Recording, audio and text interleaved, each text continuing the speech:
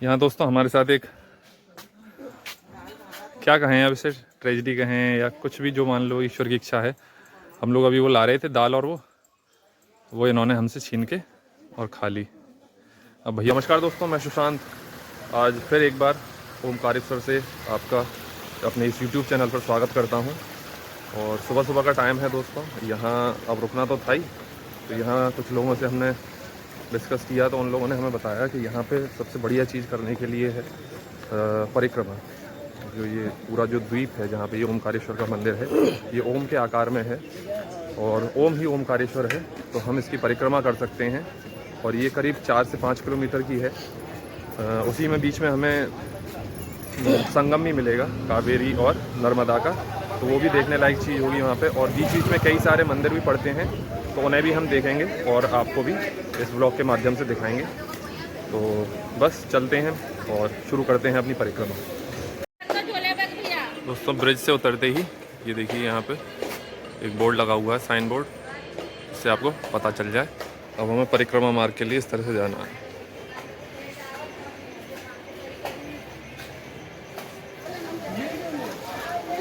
ये दोस्तों मंदिर के लिए जाना है इधर,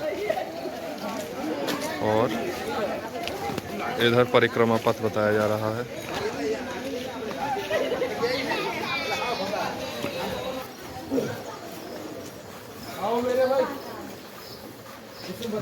दोस्तों हम जा तो रहे थे परिक्रमा देने, बट जो लोग दर्शन करके आ रहे हैं उन्होंने हमें बताया कि अभी मंदिर पे बिल्कुल भी भीड़ नहीं है। कल तो दोस्तों बहुत गदर था। अब ये मान लीजिए बस दर्शन होना ना होना एक, मतलब हुए तो सही, बट उस हिसाब से नहीं हुए जो होने चाहिए। एक तो वो जो ज्योतिर्लिंग है वो एक फ्रेम में रखी हुई है अंदर, तो उस हिसाब से दर्शन हो नहीं पाते दोस्तों। यहाँ बहुत भीड़ रहती है। कल हमें 4 घंटे लगे दर्शन करने के लिए, और अब चल के देखते हैं क्या स्टेटस है। जो लोग दर्शन करके आए उन्होंने बताया कि अभी भीड़ बिल्कुल नहीं है, अच्छे से दर्शन हो सकते हैं। तो सोच रहे हैं परिक्रमा से पहले एक बार दर्शन और कर लें। दोस्तों दर्शन हो गए और बहुत अच्छे दर्शन हो गए। कल के कंपैरिजन में अगर देखा जाए तो मैं मानता हूँ कि शायद 10% भी भीड़ नहीं है। मैं आपको दिखाना चाहूँगा ये जो रेलिंग्स लगे हुए हैं यहाँ पे, ये अब अभी आप देख लीजिए, ये ऊपर तक रेलिंग्स जा रहे हैं मंदिर तक, और ये नीचे हैं। आप इन्हें देखिए और इसे देखिए।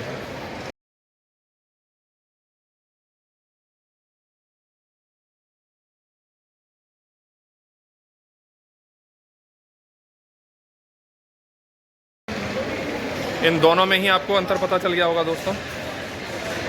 और कल तो दर्शन करने के बाद हमें ये लगा था कि यहाँ जो आना जो है हमारा, वो मतलब थोड़ा सा वो रहा, सार्थक नहीं रहा, क्योंकि दर्शन उस तरह से नहीं हुए थे।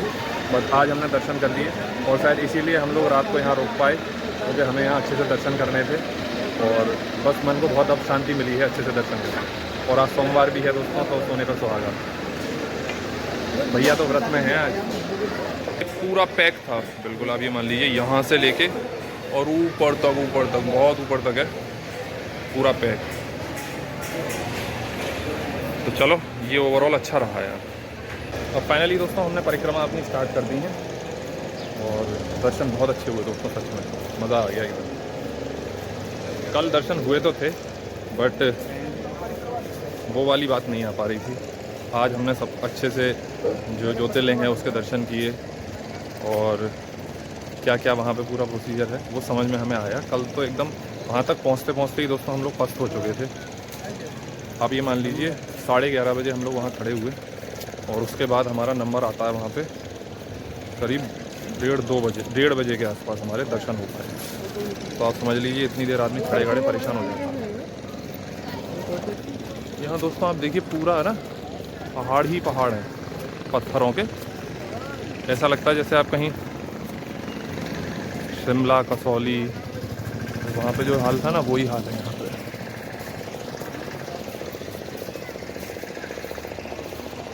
अब जल्दी जल्दी से दोस्तों अपनी परिक्रमा स्टार्ट करते हैं, और पूर्ण करके, और फिर हमें समय से खंडवा भी पहुँचना है, क्योंकि वहाँ से हमारी ट्रेन है शाम की।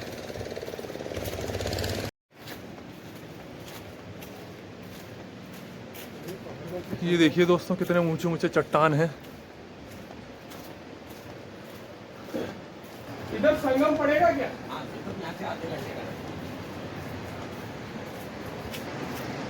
ये हमारी नर्मदा मैया साइड में बह रही हैं और इसके बीच में ये रास्ता बना रखा है। दोस्तों ये लोग जो बोट वाले हैं ना, ये लोग भी 150-150 रुपये लेते हैं और उसके बाद ये घुमाते हैं इसमें नर्मदा में। बट वो परिक्रमा वाली वो नहीं है इसमें, ये सिर्फ कुछ थोड़ा थोड़ा घुमा के और वापस आपको ला के यहीं पे खड़ा कर देंगे। ये देखिए बोर्ड आपको दिख ही गया होगा, परिक्रमा पथ।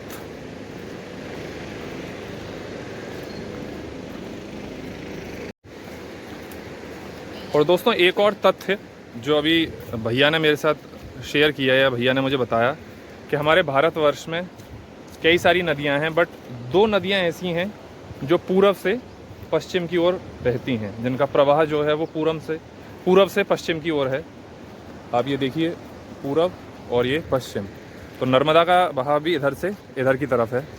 और इसी दूसरी नदी है जो ताप्ती नदी है, उसका बहाव भी पूरब से पश्चिम की ओर है। बाकी सारी नदियां पश्चिम से पूरब की ओर बहती हैं। तो ये भी एक आप लोगों की जनरल नॉलेज के लिए। और अहमदाबाद में जो, अच्छा एक और चीज़ जो भैया आपको बताना चाहेंगे, अहमदाबाद में जो स्टैच्यू ऑफ यूनिटी है, हाँ सरदार वल्लभ भाई पटेल की जो प्रतिमा है, हाँ, वो भी नर्मदा नदी के ऊपर द्वीप है, उसी के ऊपर बनी हुई है। अच्छा ये नर्मदा नदी ही है वहाँ पे। वहाँ भी यही है। चलो, और यहाँ पे ये जो स्टैच्यू जो बनाया, जो हमने नीचे से देखा था, ये शंकराचार्य जी का, है। इसका भी अनावरण अभी अभी कुछ शायद अक्टूबर या सितंबर में यहाँ के मुख्यमंत्री श्री शिवराज सिंह चौहान जी ने इसका अनावरण किया था। और बहुत बड़ा स्टैचू है दोस्तों, नीचे से ही दिख रहा है। और अभी शायद उसमें कुछ थोड़ा बहुत काम भी रह गया है। और ये दोस्तों बड़ा अच्छा लगता है जब हमारे ऋषि मुनि हैं, या जो हमारे भगवान हैं, जो हमारे ईश्वर हैं, उनके जब इतने बड़े बड़े स्टैचू बनाए जाते हैं दोस्तों, तो देख के बड़ा एकदम पॉजिटिव वाइब आती है कि इस तरह के काम होते रहने चाहिए। और दोस्तों मैंने एक परिक्रमा शुरू होने से पहले एक वहाँ पे नोटिस लगा हुआ था, उसे भी मैंने पढ़ा। उसमें लिखा हुआ था कि ये जंगल के ओर पास है और यहाँ पे मांसाहार जो जीव हैं वो भी विचरण करते रहते हैं, तो उनसे भी थोड़ा सा संभल के हमें चलना है। खास करके जो लोग रात के टाइम, शाम के टाइम अपनी परिक्रमा स्टार्ट कर रहे हैं, उन्हें खास ध्यान रखना है कि यहाँ पे मांसाहार जीव जो हैं वो विचरण करते रहते हैं, तो उनसे थोड़ा सा बच के अपने हाथ में आप कोई ऐसा लाठी डंडा हथियार लेके चल सकते हैं, जो कि कभी अगर कुछ समस्या आ जाए तो आप उसका प्रयोग कर सकें। दोस्तों ये है केदारेश्वर टेम्पल, इसके दर्शन किए जाएं।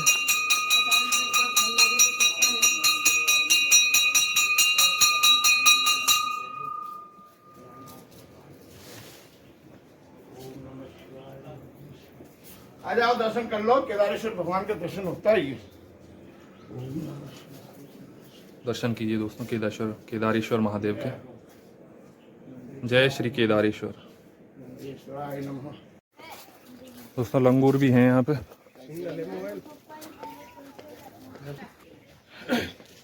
दोस्तों यहाँ पे थोड़ी थोड़ी दूर पे ये शिला पट्टिकाएं लगी हुई हैं और इन पे गीता के श्लोक और उनका अर्थ साफ साफ लिखा हुआ है। तो इसी के साथ दोस्तों हमारी 1 किलोमीटर की यात्रा पूर्ण हो गई। श्री शिवाय नमस्तुभ्यं।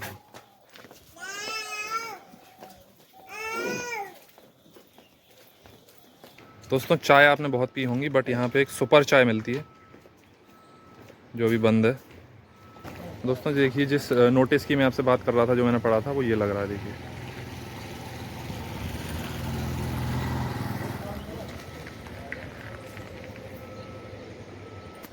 ये शायद लैंडस्लाइड हो गया है।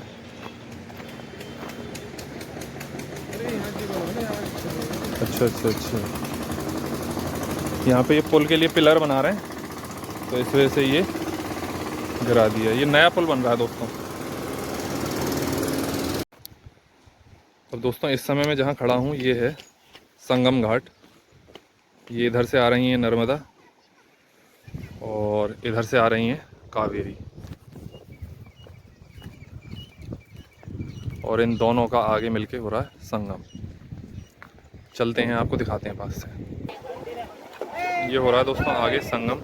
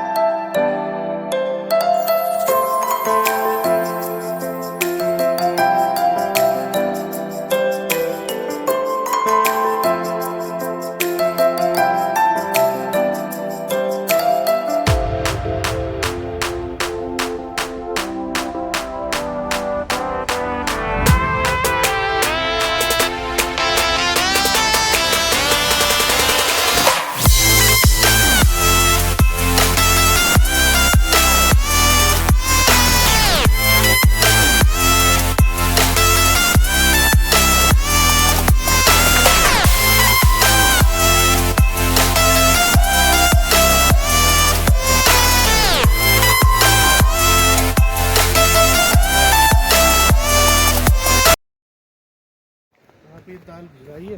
अब दोस्तों यहाँ पे दर्शन करने के बाद फिर ऊपर ऋणमुक्तेश्वर महादेव हैं, वहाँ पे हमें जाना है। और हमें ये दाल बताई थी जो भैया के हाथ में, चने की दाल है, कपड़े में बांध और पीले कपड़े में भिगा के और आप ऊपर ऋणमुक्तेश्वर महाराज पे इसे अर्पित कर सकते हैं। कहा यह जाता है दोस्तों कि ये ऋण से मुक्ति पाने के लिए हमें करना चाहिए। ये किस प्रकार के ऋण से, ये वहीं जाके पता चलेगा। हाँ, ऋण कई तरह के होते हैं, आर्थिक ऋण ही नहीं, बहुत सारे ऋण होते हैं। और हम तो यही चाहेंगे बस हर तरह के ऋण से, पाप से, सबसे हमें मुक्ति मिल जाए। और जब इतनी दूर आए हैं तो अगर कोई यहाँ की परंपरा है तो उसे निभाने में कोई बुराई नहीं है। तो बस संगम पे आके दोस्तों बहुत अच्छा लगा। संगम तट पे आप जल, ये मान लीजिए मैंने जल यहाँ का पिया। हर पवित्र नदी का जल पीना चाहिए, पर ये आप देख रहे हैं यहाँ पे पत्थरों में से होके आ रहा है जल। तो आप ये मान लीजिए अच्छे से अच्छा आरओ ऐसा पानी नहीं दे सकता। जो पानी का टेस्ट, इतना मीठा पानी है यहाँ का, बस मन खुश हो गया। यहाँ दोस्तों हमारे साथ एक, क्या कहें अब इसे, ट्रेजिडी कहें या कुछ भी, जो मान लो ईश्वर की इच्छा है। हम लोग अभी वो ला रहे थे दाल, और वो इन्होंने हमसे छीन के और खा ली। अब भैया दोबारा गए हैं और दोबारा से उसे संगम के जल में भिगा के लेके आएंगे। चलिए, ये इन्हीं के नसीब का था। बाढ़ का पानी वहां तक चला गया था, ऊपर तक। दादा वो बेईमानी से पानी छोड़ा। तो अब दोस्तों भैया दोबारा लेके आए हैं, और अब भैया को साफ साफ बता दिया गया है कि वो जो पीला कपड़ा है उसे देखते ही जो लंगूर हैं यहाँ झपटते हैं। तो अब भैया ने अपनी पॉकेट में छुपा रखा है उसे। अब चलते हैं।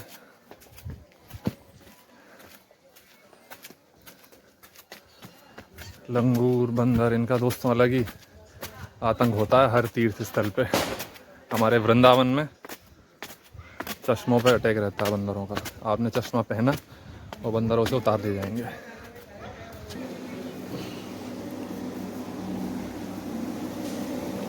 दोस्तों दर्शन कीजिए ऋणमुक्तेश्वर महादेव के।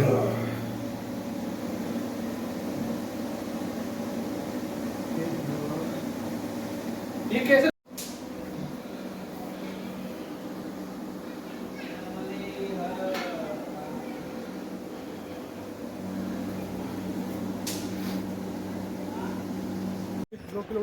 इसी के साथ दोस्तों 2 किलोमीटर की यात्रा पूर्ण। श्री शिवाय नमस्तुभ्यम। दोस्तों परिक्रमा भी बहुत टफ है, और ये मान लीजिए जो बड़े बुजुर्ग लोग हैं हमारे, वो लोग ना आए करने, क्योंकि हो सकता है समस्या हो जाए। और पानी वानी लेके आए साथ में दोस्तों यहाँ पीने के लिए, क्योंकि अभी अक्टूबर के महीने में हम ये परिक्रमा दे रहे हैं। और मौसम तो खैर यहाँ ऐसे ही बीच का सही है, गर्मी जैसी यही, पर हालत ख़राब हो रही है क्योंकि सीढ़ियाँ हैं बिल्कुल सीधी सीधी। अभी हम ये सीढ़ियाँ चढ़ के आए हैं वहाँ पे, और थोड़ा सा हमें यहाँ रेस्ट लेना पड़ रहा है। तो जो लोग ज़्यादा बुज़ुर्ग हैं या घुटनों से परेशान हैं, वो थोड़ा आने से यहाँ बचें। बाकी तो सब भोलेनाथ हैं, भोलेनाथ ही कराएंगे, जिसकी भी कराएंगे परिक्रमा।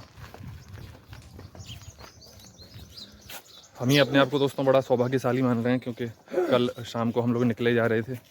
अगर बाई चांस हम निकल भी जाते तो ये सब चीज़ें हमारे उससे मिस हो जाती। और यहाँ इन चीज़ों को करके तो एक अलग ही आनंद प्राप्त हो रहा है। ये यहाँ पे राधा कृष्ण का मंदिर।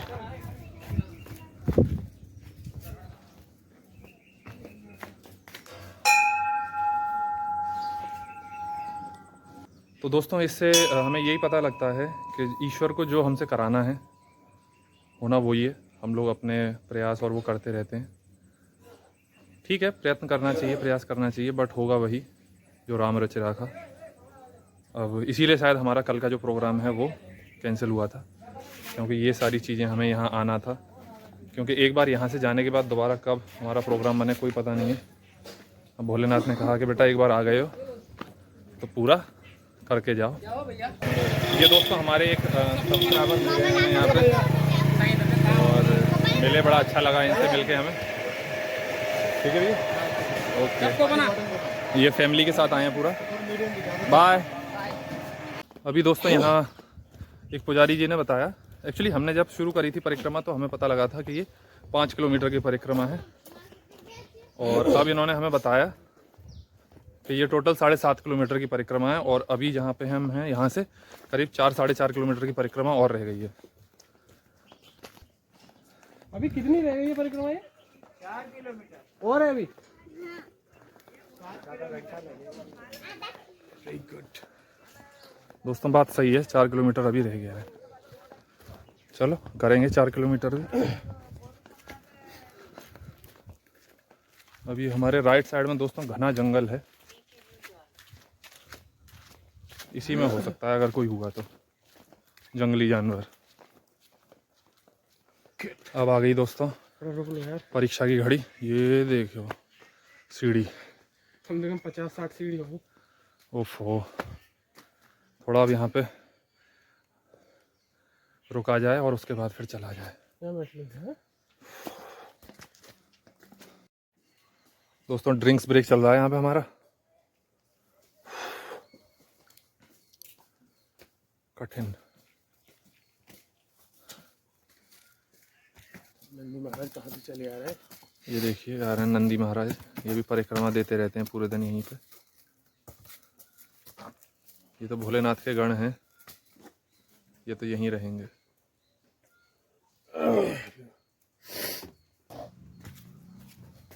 ड्रिंक्स ब्रेक ओवर, चलें।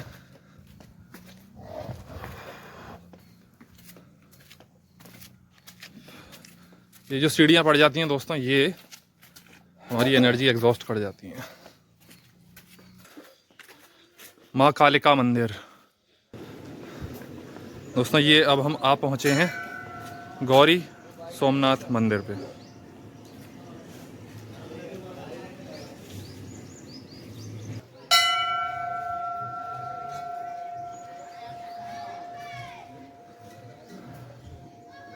दर्शन कीजिए दोस्तों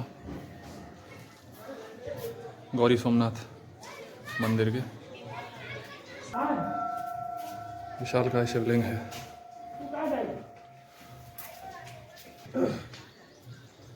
दोस्तों मंदिर ये प्राचीन प्रतीत होता है, आप देख रहे होंगे मेरे पीछे। पुराना बना हुआ मंदिर काफ़ी।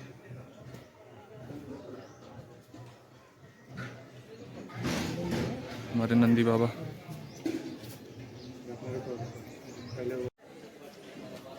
अब दोस्तों पाताली हनुमान मंदिर।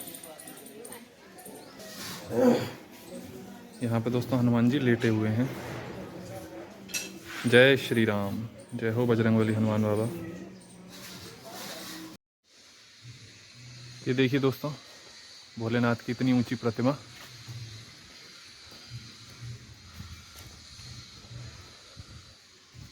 और यहीं पे जो जिस मूर्ति की हम नीचे से बात कर रहे थे, शंकराचार्य जी की मूर्ति का जो अनावरण हुआ है वो ये रही मूर्ति। इस पर अभी काम चल रहा है, अभी पूरी तरह से बन के तैयार नहीं हुई है।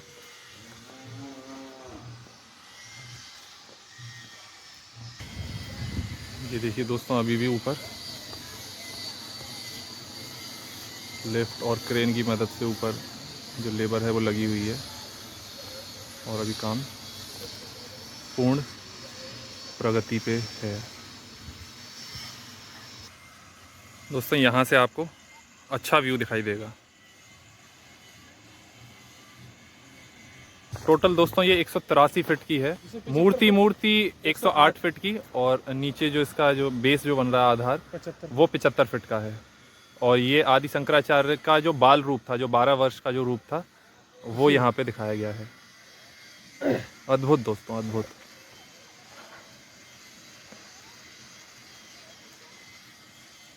ये दोस्तों हमारी संस्कृति का हिस्सा है, इसलिए इन्हें देख के बहुत खुशी होती है। ये बने हैं कमल पे, 16 फीट के कमल पे स्थापित है। नीचे जो है हाँ। पत्थर का 16 फीट का कमल भी है चौड़ाई में, ऐसे करके उस पे स्थापित है। अभी बन रहा है, अगर ईश्वर ने चाहा तो जब ये कंप्लीट हो जाएगा तो फिर दोबारा आएंगे यहाँ पे। क्रेन से लोग इसके नीचे कमल एक बन रहा है पत्थर का, उस पे इन्हें स्थापित किया जाएगा। ये क्रेन देखिए कितनी ह्यूज क्रेन है जो वहाँ पे हेल्प कर रही है लेबर्स की। वो भक्ति ही शक्ति है। दोस्तों गन्ने का रस पी रहे हैं यहाँ पे, क्योंकि डिहाइड्रेशन हो रहा है, थकान बहुत हो रही है। और मैं पी चुका हूँ पहले ही। और इससे ज़्यादा शुद्ध चीज़ यहाँ शायद मिलेगी भी नहीं। तो यह जूस बहुत अच्छा था आपका। पानी दे दे पानी। दोस्तों जूस पी के शरीर में एक अलग ही एनर्जी आ गई है। और जूस दोस्तों वाकई में, मैंने ऐसा नहीं है कि उन्हें भैया को खुश करने के लिए, जूस वाकई में बहुत अच्छा था, बहुत मीठा जूस था, तो एकदम मौज करा दी भैया ने। चांद सूरज द्वार, अच्छा ये चांद सूरज गेट है दोस्तों। देखो पूरे पुराने राजा महाराजाओं द्वारा बनाया गया है यार। हाँ, बोलो राम राम राम। और यहाँ पे ये आ गया सिद्धेश्वर मंदिर।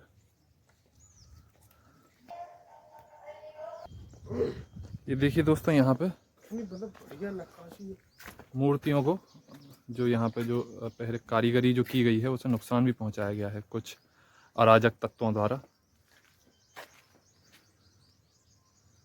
कई 100 साल पुराना मंदिर होगा दोस्तों, ये कई 100 साल पुराना। ये है दोस्तों नर्मदा नदी पे जो डैम बना हुआ है।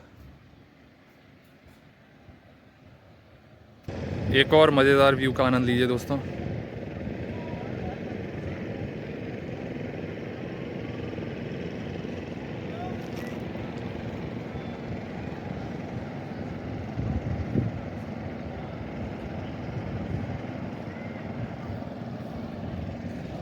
यहाँ पर लगभग दोस्तों हमारी जो परिक्रमा है वो समाप्ति की ओर है। सॉरी, परिक्रमा जो है हमारी पूर्ण हो रही है। और यहाँ पे देखिए एक नर्मदा नदी के ऊपर एक ब्रिज बनाया हुआ है जो ऊपर से टीन शेड पड़ी हुई है। ये बहुत अच्छा है यहाँ पे। अब यहाँ पे रुक के थोड़ा सा हम फ़ोटोज़ वगैरह ले लें अपनी, और फिर आगे चलते हैं। फ़ोटोज़ वगैरह हो गए दोस्तों, और अब चला जाए। मुझे लग रहा है दोस्तों ये जो पुल है ये भी नया बनाया गया है, बिकॉज इधर हम मैं जब नीचे देख रहा हूँ तो मैं आपको भी दिखाना चाहूँगा। ये शायद पहले नीचे होके ही कुछ सीढ़ियाँ वगैरह होंगी जो अब तोड़ के और ये सीधे सीधे पुल का निर्माण करा दिया गया है जो दर्शनार्थी हैं उनकी सुविधा के लिए, जिनमें से हम भी एक हैं। अगर ये पुल है तो बहुत आसान हुआ, अगर नीचे से होता तो शायद थोड़ी सी और समस्या होती। और जो यहाँ पे आए हुए जो दर्शनार्थी हैं वो बोटिंग का पूरा मज़ा ले रहे हैं। हमारे पास अब समय का अभाव है तो शायद हम ये काम ना कर पाएँ, बट हाँ जो कुछ आज हमने किया वाकई में दोस्तों आप विश्वास मानिए, कल हमने जो कुछ किया उसका एक अलग अनुभव था और जो आज किया उसका अलग अनुभव है दोस्तों। इस परिक्रमा को करने के बाद बहुत अच्छा लग रहा है मन में। थकान तो है पर घर से निकलने के बाद कोई परेशानी नहीं है, थोड़ी बहुत थकान वकान सब देख ली जाती है। बट अगर हम यहाँ से चले जाते इस काम को बिना किए, और जब कभी आगे अगर पता लगता कि ये ज़रूरी है तो फिर थोड़ा सा एक मन में दुख होता है। तो चलो, भोलेनाथ ने हमारी परिक्रमा पूर्ण करा दी, तो इसके लिए भोलेनाथ का बहुत बहुत धन्यवाद। और अब यहाँ कुछ थोड़ा बहुत खाते पीते हैं और उसके बाद फिर सीधा यहाँ से खंडवा के लिए निकलते हैं। और पहले हमें यहाँ से बस स्टैंड जाना पड़ेगा और वहाँ से हमें बस मिल जाएगी खंडवा के लिए। वहीं पे हम लोग कुछ खाना खा लेंगे। भैया का तो व्रत है आज, बट मेरा व्रत नहीं है, मैं तो खाना ही खाऊंगा।